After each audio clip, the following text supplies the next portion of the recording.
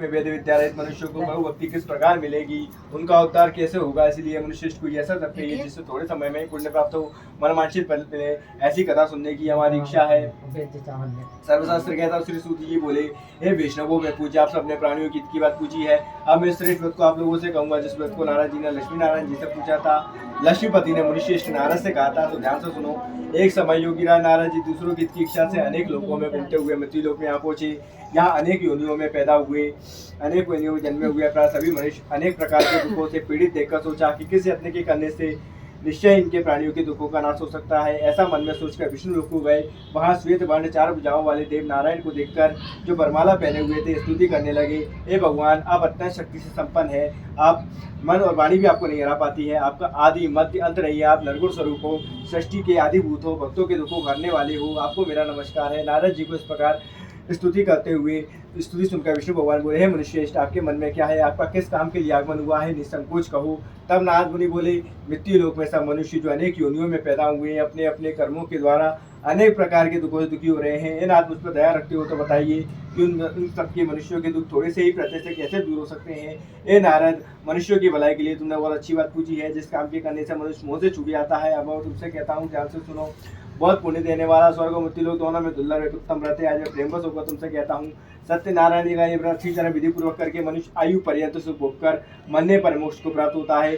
श्री भगवान के वचन सुनकर नारद मुनि बोले, इस व्रत का क्या फल है, क्या विधान है, किस दिन यह व्रत करना चाहिए, विस्तार से कहिए। भगवान बोले, दुख शोक आदि को दूर करने वाला, धन्य दान को बढ़ाने वाला, सौभाग्य और संतान को देने वाला, सब स्थानों को विजय करने वाला यह व्रत है। विजय करने वाला यह व्रत है। भक्ति और श्रद्धा के साथ किसी भी दिन मनुष्य सत्यनारायण जी का शाम के समय ब्राह्मणों बंधुओं के साथ धर्मपरायण होकर पूजन करे। भक्ति भाव से नैवेद्य ले, केले का फल, घी, दूध, देवी, गेहूं चूर्ण का सवाया लेवे।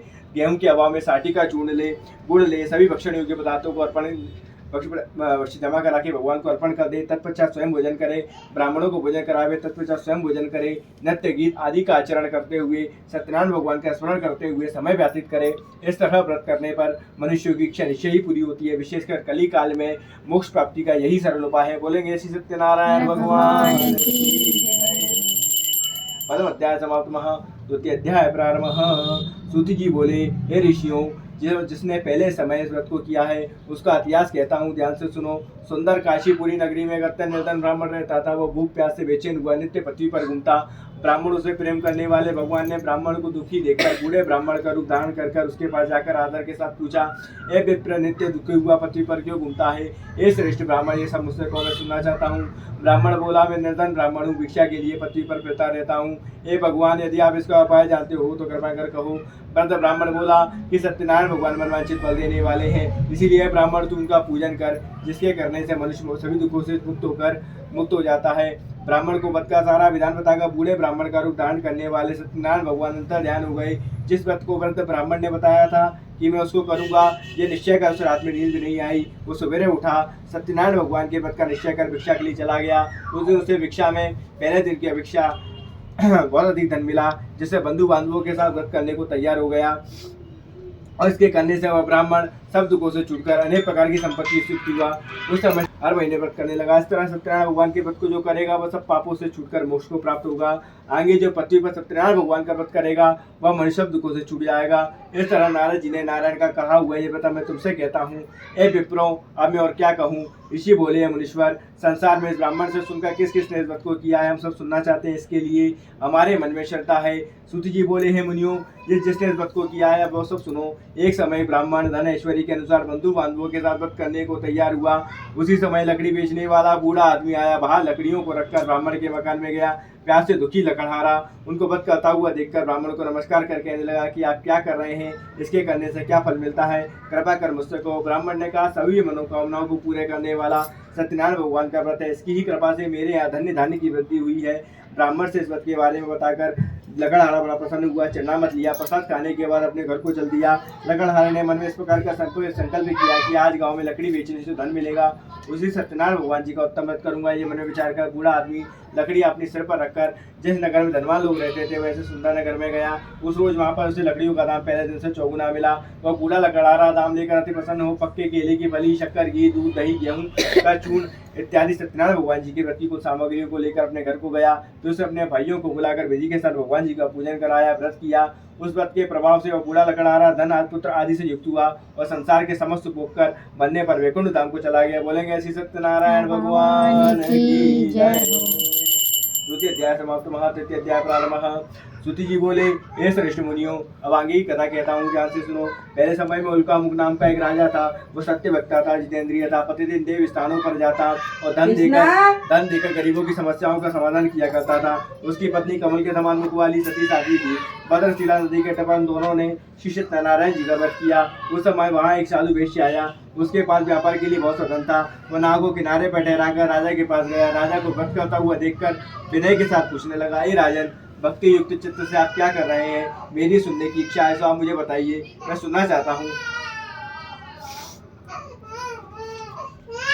राजा बोला, राजा के वचन सुनकर साधु आदर से बोला, हे राजन, मुझे सबका विधान कहो, मैं भी आपकी कथा अनुसार इस व्रत को करूंगा। मेरे भी कोई संतान नहीं है और इस व्रत से निश्चय ही होगी। राजा से सब विधान सुनकर व्यापार से निर्वत होकर वो आनंद के साथ घर गया। साधु ने अपनी स्त्री से संतान देने वाले इस व्रत का समाचार सुनाया और कहा कि जब मेरे संतान होगी तो मैं इस व्रत को अवश्य करूंगा। साधु ने ऐसे वचन अपनी स्त्री लीलावती से कहे। एक दिन उसकी स्त्री लीलावती सांसारिक धर्म में प्रवृत्त होकर आनंदित होकर सत्यनारायण भगवान जी की कृपा से गर्भवती हो गई और 10वें महीने में एक सुंदर कन्या का जन्म हुआ। वो दिनों दिन इस तरह बढ़ने लगी जैसे शुक्ल पक्ष का चंद्रमा बढ़ता है। कन्या का नाम कलावती रखा गया। तब लीलावती ने मीठे शब्दों में अपने पति से कहा कि जो आपने संकल्प किया था कि भगवान का व्रत करूंगा, वो आप उसे करिए। साधु बोला, है प्रिय, इसके विवाह पर अवश्य करूंगा। इस प्रकार अपनी पत्नी को आश्वासन देकर वह नगर को गया। कलावती पिता घर में बुद्धि को प्राप्त हो गई। साधु ने जब नगर में सखियों के साथ अपनी पुत्री को खेलते हुए देखा तो तुरंत दूत को बुलाया और अपनी पुत्री के लिए कुछ सुइयों के बल देखकर लाभ कहने का आज्ञा दी।